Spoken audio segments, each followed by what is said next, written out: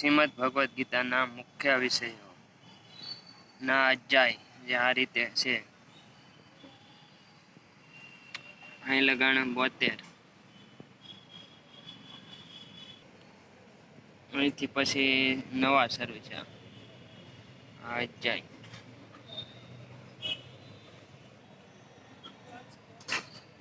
પૂરા અધ્યાય છે આ રીતે આપ જોઈ શકો છો.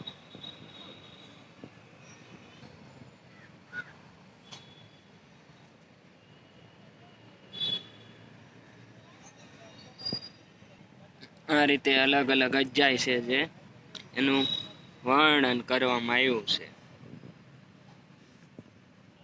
આ રીતે આખામાં વર્ણન ભગવાન દ્વારા કરવામાં આવ્યું છે. આ અલગ અલગ અધ્યાયો છે જે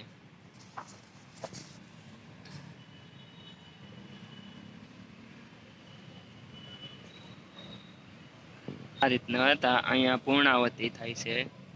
કુલ 18 અધ્યાયનો જે ભગવાન દ્વારા અલગ અલગ મહત્વ આપવામાં આવ્યું હતું.